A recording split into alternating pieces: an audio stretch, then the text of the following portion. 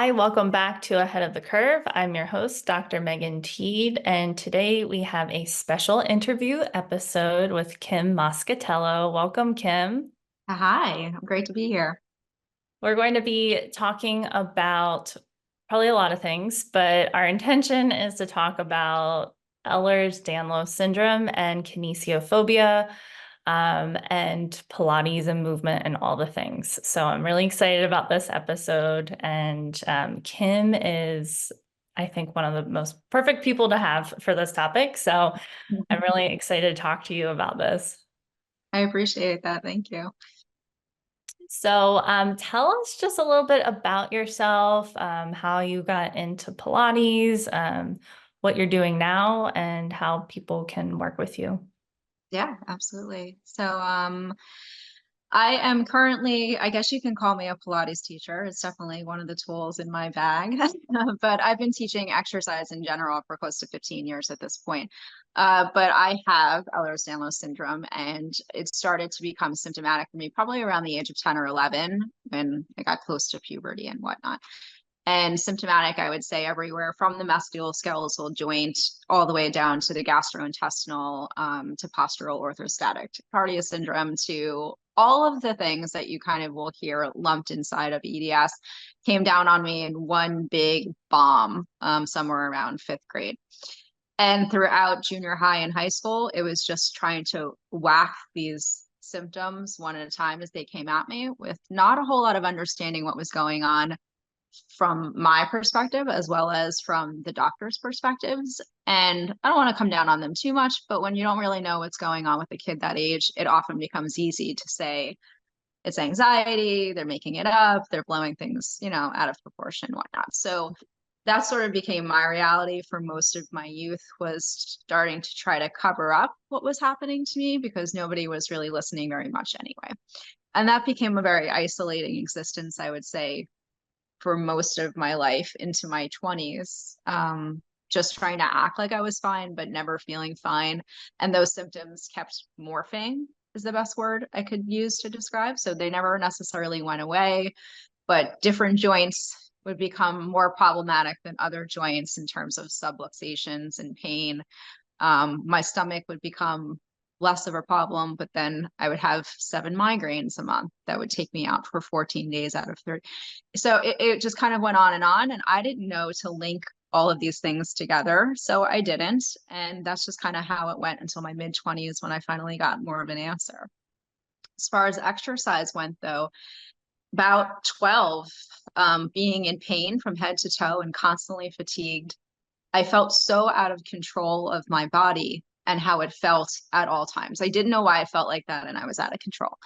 My dad was a big mover, a big exerciser, and I never particularly understood or asked questions why, because he worked in Manhattan and he would walk miles a day. Hmm. And then he would come home from work at night at 8 o'clock and go on the treadmill. Wow. It's always been, cardio has always been his choice of movement. And so that would get me thinking, like, what, you walked like 11 miles today. Why would you come home and get on the treadmill? So it sort of just triggered in me that there has to be something else that he's getting out of exercise that isn't just to move his legs more. And it was absolutely a catharsis for him. It was to just it was all the things that exercise can be that wasn't necessarily just the obvious. So I started trying to exercise too, just to be like, well, I need something. Mhm. And it Yeah. makes me feel good in some sort of way. I'm like, maybe it would make me feel good. And to be honest, it didn't feel great because my body didn't feel great, but it made me feel in control of how not great, which is a weird way of describing it. But it was like the only time period throughout the day where I felt like I was in control of how my body felt, even if the exercises didn't necessarily feel awesome. I did it. And that became a little bit of an addicting sensation. Like, okay, at least for this time period, I can think about my body parts, and it's uncomfortable, but it's an uncomfortable way that I understand. So I don't think there's been a day that's passed since I've been 12 that movement has not been like a cornerstone of my day. Um, and of course, I watched it help in various ways, but I probably didn't start to do Pilates specifically until college. I had gone to a couple mat classes in a gym. and then bought, these are the days of like the Pilates for Dummies books and all that. Oh I yeah, had, yeah, I'm aging myself here, but this is like all we had. the same age. Um, so I bought a couple of those books and thought it'd be cheap to do in my college dorm room because it was just mat work. And something about that connected to me. Like I always felt like, wow, there's something really here. I can do this and really hone in on where I am in space and connect to myself deeper. Because all these years before, I was just doing whatever. I would dance in my room, like anything that felt like exercise. I just didn't have a trainer. I would just do things. But this just felt different to me, and it stayed with me. So then after I graduated, I went to get a certification more just to educate myself better, not because I thought I would ever become a teacher. I worked in finance. So those certifications, yeah, I worked in an investment management firm almost to the end of my 20s. But yeah, those educations were really just for me in person. I want to be able to take care of myself better. So maybe if somebody teaches me how to do these things, then I'll really know. And I would start to teach at night on the weekend just to kind of like play around with it. And it just took off from there. But then since the years now, I've got lots of other certifications, and I've taught other types of modalities in yoga and been in dozens of gyms and taught all their programs and whatnot. So at this point in my life, it's all become just sort of a bucket, a basket of all of that information inside of one. And I spent years working for a physical therapist in the late 10s, like, 2010s. And that was a really educational period for me where I was able to deconstruct and reconstruct for humans, not necessarily like me, but humans who had conditions and limitations in a way that like the repertoire and any kind of specific exercise wasn't necessarily going to translate for them that way. And we just needed to make it work for what they needed in that moment. So those were like the turning points for me where I went, okay, I have all this information and experience now. Let me try to help them the way I've helped myself over the years, which is really just be with the person and whatever their body needs, and however we need to get this to translate successfully for them is going to be the best choice for them, both mentally as well as physically, because we can't separate those even if we would try. No, not at all. No. How did you make the jump and the switch from finance over to movement? Like when I did had that? my first, I have two children. So I had my first son, and I just didn't want to go back. I was working for BlackRock Investment Management a year, like an hour away. So we would leave at 6 a.m. I'd get home at like 8.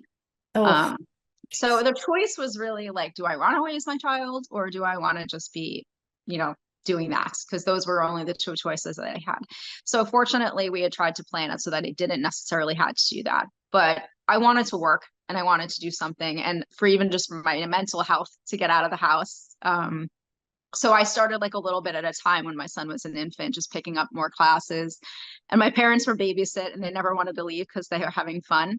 oh. So I would come home and I'm like, okay, I'm home. And they go, okay, we're just going to stay. And I'm like, okay, then I'm going to go teach more classes. And that's genuinely how that happened. I'm like, if you're not going to leave, I'm just going to teach more. Yeah, that's So, awesome. yeah, it just snowballed. And then I bought my own equipment for my home in my bedroom. It was just for me. Again, it was just for me.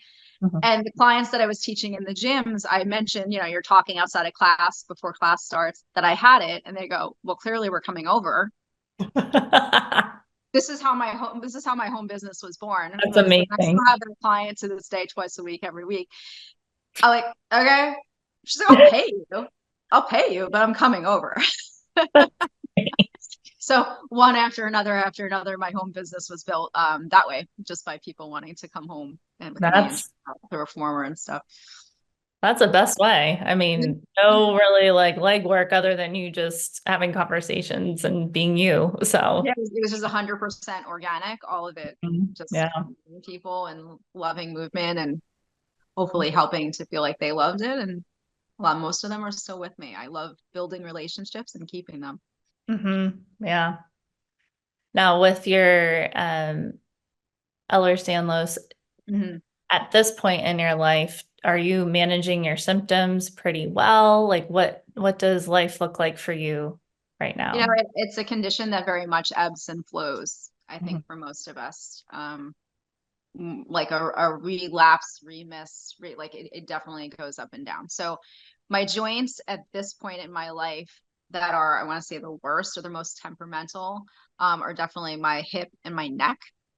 My Mhm. neck is a big problem because the cervical instability contributes to a whole lot of things that aren't just neck problems. So it can take me out mentally, and those migraines are not the kind of thing you can even stand for. So I'll Mm. just be locked in a room for multiple days at a time.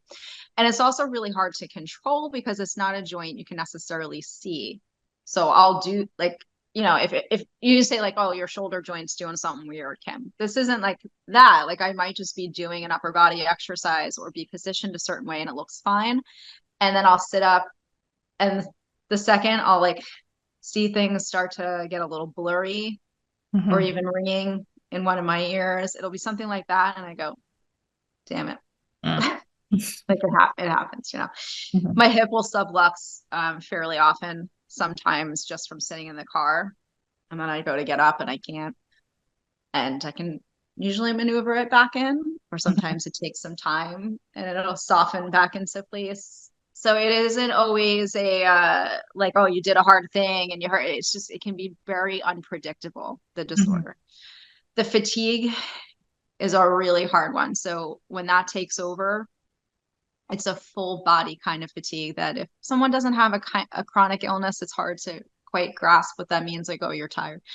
No, it's a non-functioning kind of fatigue. And to try to run my business and have children, the Mhm. idea of even just like washing a dish on those days is like almost too much. That can just happen. I'll wake up and I feel it and I'm like, oh, today's a day. You know, I don't know how I'm going to get through today. My stomach is a big problem. I've now developed mast cell activation syndrome in my 40s, which mast cells are kind of white blood cell that run throughout your entire body. So they're in every system of your body. And when their job is to release histamine, when they hyperreact or overreact or get confused, they release too much. And it basically can look like an allergic reaction. And that can range from anything to just, you know, some rashes, like you're having an allergic reaction, or anaphylactic attacks, which unfortunately I am on that spectrum. So a few summers ago, when it started to happen, I was basically almost dying every time I ate something.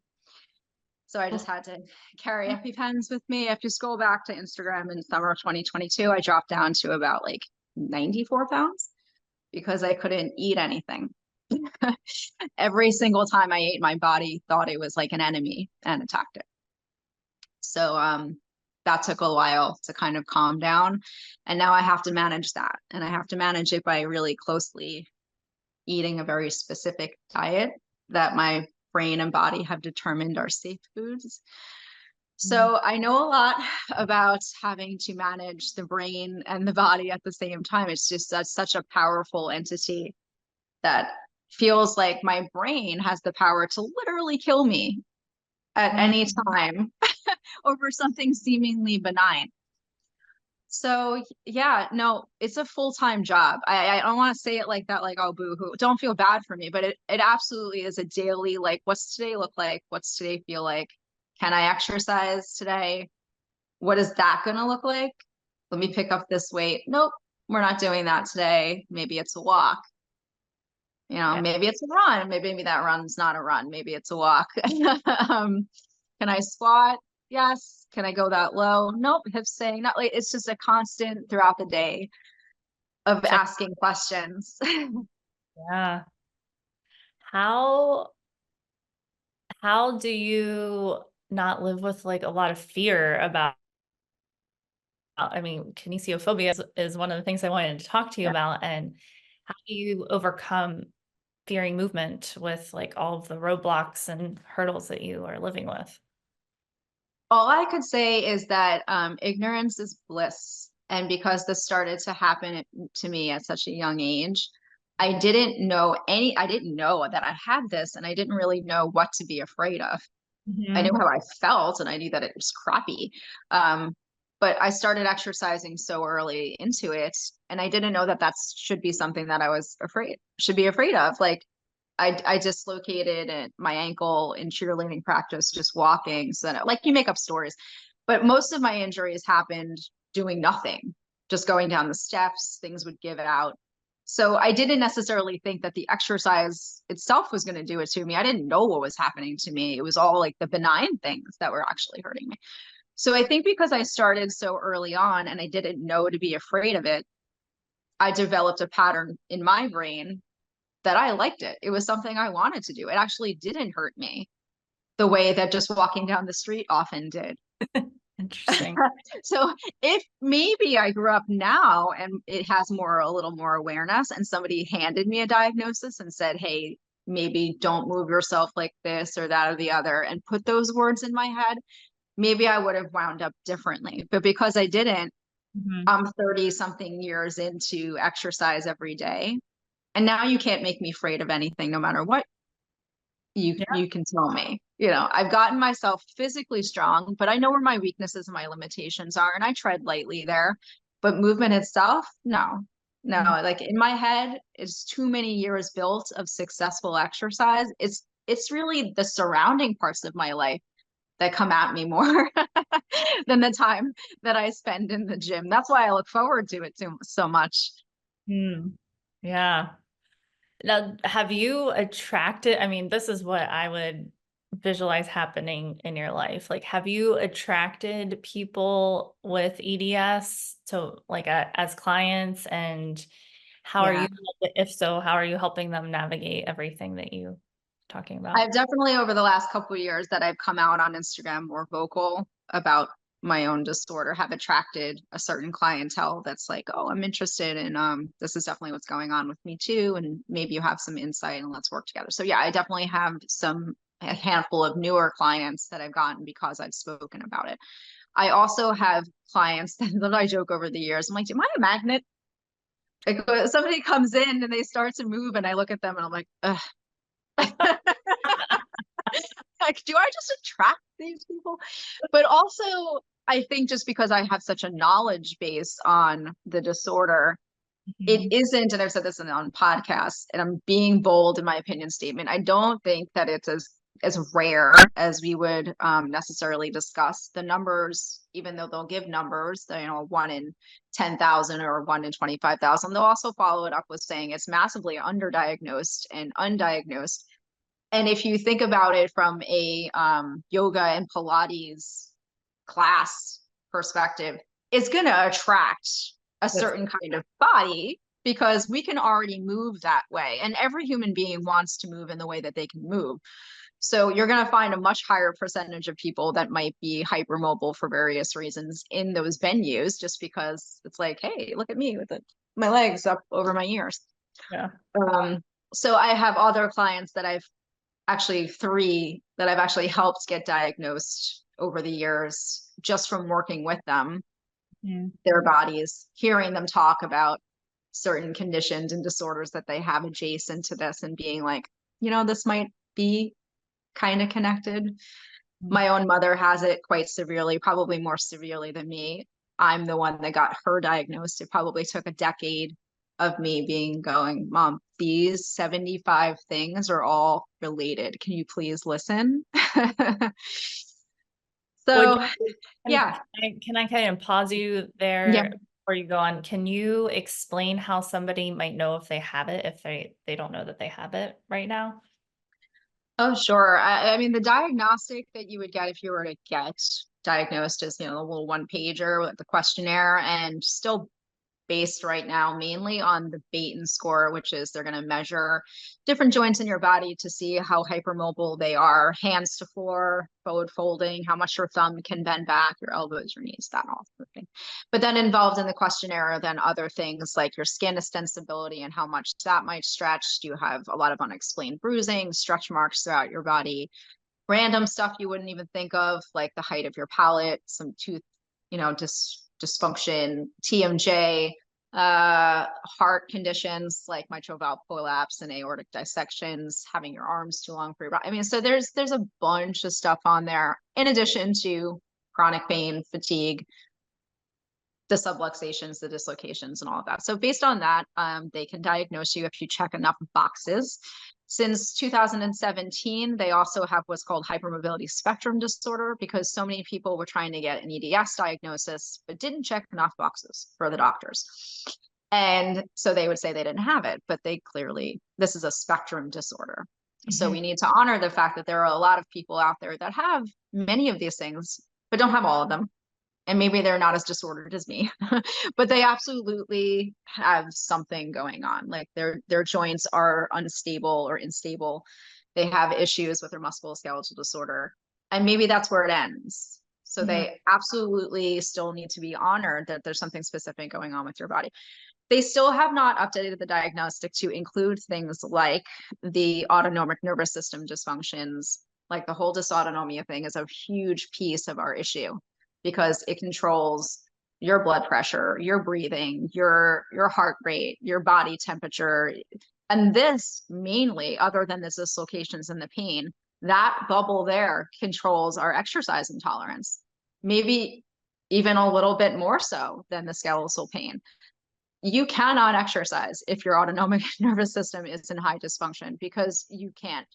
It's later on, you're out for 2 days, you're dizzy, you're wanting to pass out, it feels like exercise energizes most people that don't have that condition. But if it's doing the absolute opposite to you, that is not a thing that you are going to look forward to doing. Yeah. Right. So then becomes the ball that rolls down the hill, where we avoid it at all costs, we become deconditioned, and then attempting to work out again or move again, in addition to the fear and the kinesiophobia, we're just convinced that we're going to feel worse after. So why would I do this? We get more conditioned, and there the life just keeps on going. Yeah. So, wow. Yeah.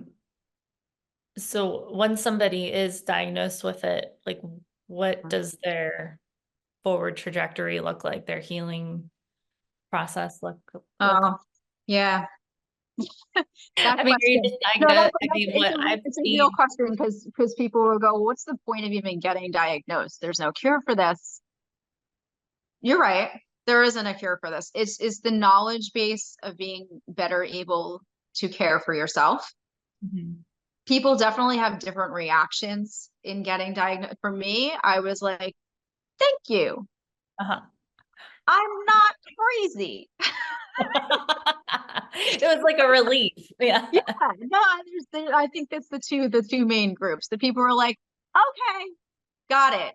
Like I knew that how many years I laid on the couch staring at my loved ones going, I wish somebody would just give this a name. Like I know something's wrong with me. I wish somebody would just give this a name.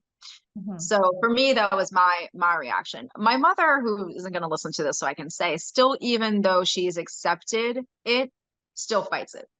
Still fights believing that every last thing that happens to her is connected to this. We've just had this fight over the weekend, and she'll still go out and chase 15 doctor's appointments to try to get a different extra diagnosis and another handful of medications to deal with a condition. Yeah. So the issue here, I would say, not that you will be like, oh, there's a great pill now you can take. What you can stop doing is chasing things that don't exist, because that can become our entire life. Right. Yeah. Doctor's appointment after doctor's appointment. I have this lung problem. I have this going on. I don't know what the doctors don't know. Here's more tests. Here's more medication. And you're just chasing your tail. It was all connected the whole time. So we just have to manage our triggers and our symptoms and keep things at bay in a very individual way, because our experience is so different from person to person, which is why if you do any reading of research on EDS, you just wind up coming away going, well, they know nothing. Like every conclusion statement is like, more research is needed because we don't really know. Because we're all really different and really confusing. And that doesn't work well for research studies when every person winds up having a different result. But getting diagnosed is definitely beneficial, I think, for all of those reasons. Okay, I have a thing. Now I can make better choices about maybe how I move, when I move, let me educate myself on maybe eating a little different. Like really food does have a big power to how we can feel. Um, and just learning about ourselves better. Yeah.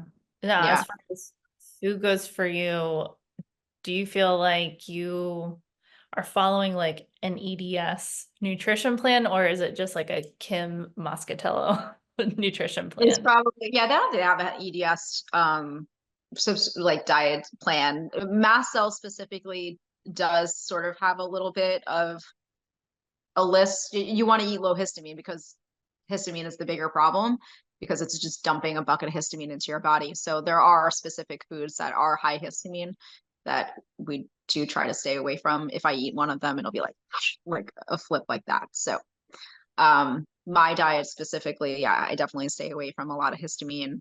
But different people you'll ask, and there are certain things that I eat that other people say, "Oh, I can't eat that at all." It doesn't bother me, so I'm going to eat it. Hmm. And that's just trial and error. I had to reintroduce my diet kind of like you do with an infant. I was only eating like three ingredients. Yeah, like chicken, arugula, and sweet potato, like all day. And the immunologist was like, you're going to keep a diary and you're going to introduce one new food, a single ingredient food every 2 days, and write down everything that you feel. And then you can do another one after that. So Hmm. like an infant introducing food until I had a big enough list that it actually composed of a real diet. Wow. Yeah. So it does sound like it's very individualized to you what you're following. Yeah. Yeah, I mean, I basically just eat meat, vegetables, and fruit. I can't eat gluten. I can't eat dairy. I try every once in a while to reintroduce something new, and then it doesn't go bad. It doesn't go well, rather, and I go Yeah. back to what worked before. Because I plan it out. You want to talk about fear? I don't have a fear of movement, but I do have a fear of food. Like that has, when you almost die enough times, that absolutely is in there. So I'll buy a food with the intention of trying it. I have a piece of salmon that's been in my freezer for like 3 months because I bought it. Somebody said like king salmon can be okay on the low histamine fish front. Give it a try. But I try to plan it. I, Yeah. I, I have work this week. I don't want to be out of commission for that. Oh, I have a party over the weekend. So I keep pushing it because if I eat something and then everything goes a mess, I Right. wind up ruining other people's parties. And that's a little bit of that social emotional burden that can come with these invisible illnesses, as they say, Hmm. and why anxiety and depression is absolutely on the list for us. We feel like a burden to everybody, but we look very normal. Hmm. Yeah. So I've likened it to my husband when even he gives me a hard time, and I've known him for 20 years. Like, I don't want to sound boohoo ever, but sometimes it's like you're asking me to run a marathon, but I'm in a wheelchair Yeah. and you just can't see it. Hmm. Like I Hmm. know you can't see it, but Yeah. it's there, and you can't ask me to do things like everybody else does them because I don't feel like I can function and perform that way, Yeah. and that can be quite heavy. Yeah. I think that scoliosis can be that way a lot too. And I should have mentioned this earlier, but the reason I'm talking and want to talk to you about all this is in the scoliosis population, there's a much higher percentage of people who have EDS or hypermobility stuff going on. And um, I think that just hearing your story is like so many of the clients that I work with, they are going to all these doctor's appointments and trying to figure out, what is going on? Why are they having this overall fatigue? And, you know, it might not just have to do with your scoliosis. It might be, something else going on. Yeah, yeah, and it's putting those puzzle pieces together, both the person and then if you're somebody who's working with them, that can help them to get those diagnoses. It's just sort of like looking for the little red flags, which is why I keep coming on these podcasts with different people because I just think that the more fitness professionals that hear those flags, Mhm. maybe they'll start to see them in front of them. We're often saying things, we're not medical professionals, we're not qualified to diagnose, we shouldn't speak out of turn or out of our lane. I think that's a slippery slope. No, we're not. Like, we're absolutely not those things. But I am 100% one-on-ones now. Since COVID, I'm all in my studio. So I have dozens and dozens of one-on-ones every week. These people are in your presence having conversations, Mm-hmm. telling you about their life, telling you about their aches and pains, telling you about how they feel, how they don't feel, how they feel after their sex. Are we supposed to turn a blind eye and a deaf ear to these people telling us their body experiences? Mm-hmm. And we are employed in helping them move their body. And we know of a condition that all of this might be interrelated. Like, of course, refer out, but Mm-hmm. we have to be honest with them and say, hey, this might be what's happening. And we also have to adjust your sessions accordingly. I have some clients who cannot be with me an hour, even though they would love to be with me an hour. Mm-hmm. The dose is too high. Yeah. You know, when we talk about exercise dose, in a I don't want to say a regular person, but in a person who doesn't have a condition like scoliosis or EDS, the dose is often more like the weight load Mm-hmm. or the speed, like the more obvious things. But dose for somebody else might be the length of time we're exercising, or the length of time between two exercises, or the position transitions, Mm. because our orthostatic intolerance sometimes can't be like, hey, go lay down, stand up. Well, that's not happening. She's going to pass out. Yeah. Or standing on their feet too much as I would love to always do more standing positions. Sometimes that is too taxing on the entire body system, and they're better off being laying down half the Mm-hmm. time. So having the knowledge of what's going on with them is going to help you as a trainer to be able to be a better support system for them. And to the subject of kinesiophobia, that's probably our biggest job, is to be a better support system to them, to help to calm their anxieties and their bodies and brain's response to exercise in that moment. The more they feel comfortable with what's going on and the person who's with them and guiding them through it, I think that can help to calm their responses. And that's what I've seen over the years of working with people, is the more they trust me, the more they seem to trust themselves. Mm. And then that continued relationship winds up seemingly making them feel better and stronger. Not that the exercises themselves don't, but Mm-hmm. if they feel comfortable in the environment, that they're not going to walk out hurt, or I push them too hard, or I push them to, they calm down, it all calms down. Mm-hmm. Yeah. And Yeah. success in there. I don't think we ever um, defined kinesiophobia. In Oops. case you're wondering,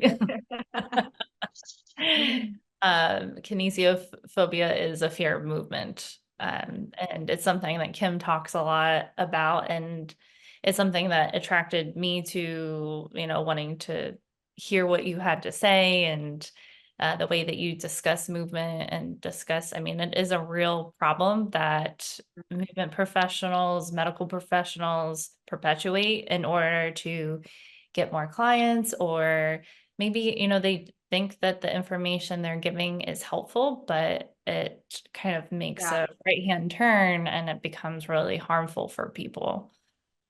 absolutely. And within the Pilates universe specifically, the well-intentioned training and cue, at least I'm saying it's well-intentioned training and cueing around alignment is this way. You're going to make sure your clients look like this and execute it like that. And you're going to fix them and you're going to do this and that. And it's just, to me, and again, hard opinion statement, you are training these people to promote kinesiophobia. You are telling them to constantly make their clients hyper focused on being perfect all the time, or else. Right. And we can fill in the or else with a lot of things.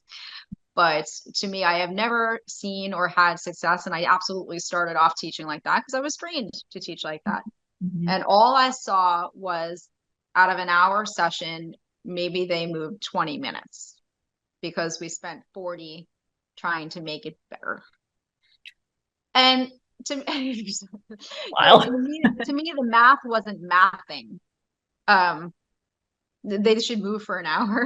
Like, they need to be conditioned, and I didn't say that more is always more, but absolutely, if this person needs an hour to move, they need an hour to move and to do it successfully.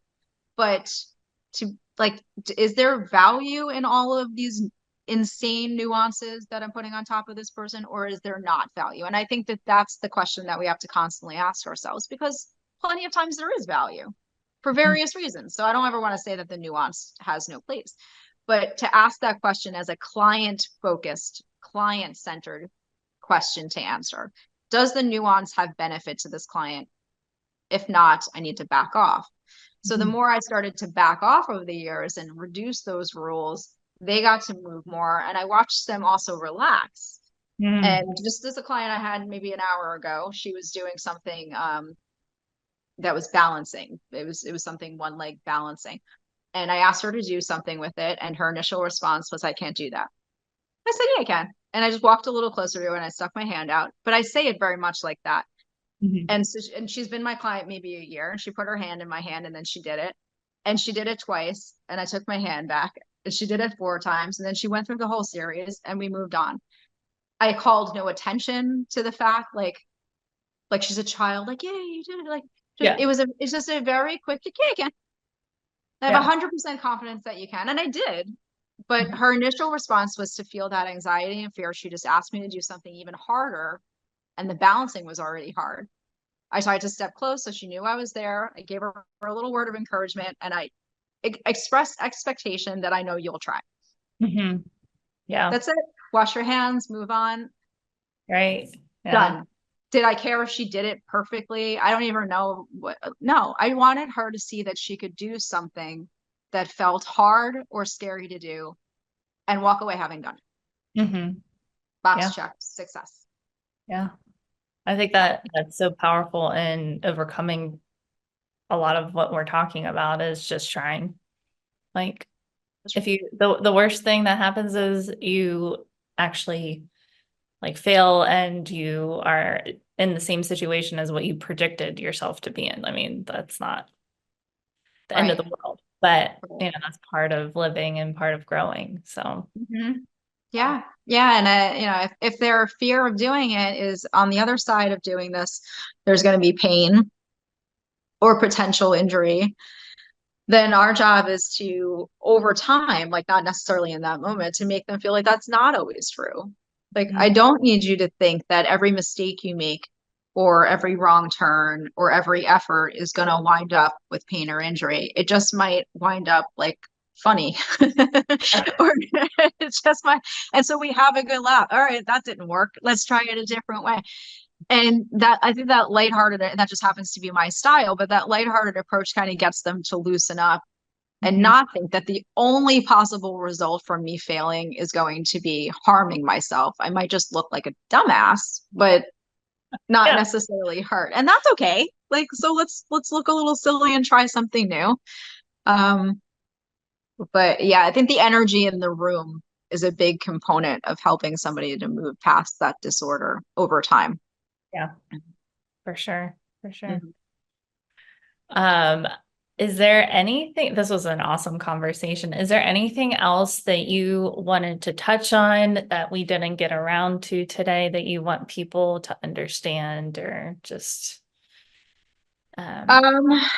say, I would say as far as like the exercises themselves, when it comes to, if we're talking about the lump of EDS and kinesiophobia, we're Pilates teachers, we're movement teachers of a mindful movement. So slow and controlled, right? We talk about slow and controlled all the time in those movement modalities, and it has lots of different benefits. But for somebody with EDS or somebody who's just suffering with kinesiophobia, I think the additional benefit is just the time to notice. For me, that was, I think, what drew me to Pilates was you're doing things so slow and so controlled that you just have a lot of time to notice where something hurts or at what point something starts to hurt and be able to make micro adjustments or ask questions about it and get interested. And it becomes like a full body education exercise modality. So it's exercising you, but it's also teaching you about yourself. You're like getting to know yourself, because maybe we can't ever get away from full pain or problems, right? There is no full healing. There's no end to this for me. And there's no necessarily an end to somebody with scoliosis. We're managing our bodies every single day. So the better we know them, the better we can do that. So I think in terms of dealing with somebody with EDS in a Pilates or a mindful movement standpoint, those are wonderful opportunities to help that person feel in control for a moment. Mm-hmm. And in a space and in a body where you feel out of control and like there's always a hurricane coming around you and you're not quite sure how to stop the wind, those are really valuable moments. Like, I feel in control right now. It hurts, but I can sit with that. And is it a kind of hurt that I can move through? Is it just an uncomfortable hurt? Or is it something that I should avoid and maybe go a different way? It's just you learn so much about yourself applying that way. And I think it can just only benefit to help to reduce the fear, because we just need to keep ourselves conditioned and find exercise that we enjoy and feel successful in. And whatever that is a good choice, and never to feel pressured that it has to look like something or even be a certain kind of exercise. I've been open on my account that Pilates springs are not my favorite. They bother my neck. Am I telling you not to pick up a spring? No, I'm just telling you what my experience is currently. Maybe next year it won't be. I need to listen to that. And I'm going to pick a different exercise or a different modality altogether. Don't think that any exercise is the right one just because somebody tells you that it is. Mm-hmm. That's got to come from your experience with it. Yeah, that's so important. It's trial and error. Trial and error. And what worked on Monday, Wednesday, Maybe not. maybe not. I feel that so much in my own body, like just with certain things like single leg deadlifts, sometimes they're great. And then other times my, lower back just absolutely hates me afterwards, and just kind of testing it out, testing the waters and, Yeah. and, managing it after. So, Right. um, is there, how can people follow you? How can people learn more? I don't even know if you're actually taking more clients, but how can people work with you if they are interested in that? Absolutely. My Instagram handle is just my name. So it's just Kim_Moscatello. You can reach out to me anytime. It's linked through my email. So you can email me or you can send me a DM. I answer any and all direct messages. So I have lots of conversations, and sometimes I don't necessarily, and I do. So don't think that you can't reach out over being a new client, but I've also had some Zoom sessions just here and there, not necessarily regular, if you'd like to just discuss some things or bounce some exercise ideas off me. But we can even just have a conversation if you'd like to over DM, if you need some support or, you want to vent. I'm here for the community. I've tried to come out the last couple of years as someone like I have a platform. I want to use it for in some sort of good. So if I can at least be some sort of face to this condition. And if you have some questions, if you're a fitness professional with some clients that have it and you have some questions on application, I have a workshop I'm writing right now for Pilates teachers and fitness professionals on some helpful guides in the studio that I found to be helpful for people with EDS. But absolutely reach out to me anytime, email, Instagram. Thank you. Thank you so much for coming on. This was a really informative and fun conversation. And hopefully, I know that we'll continue it through Instagram at least. I look forward to your guide coming out. So thanks for joining. And until next time, stay well and stay ahead of the curve. All right, take care.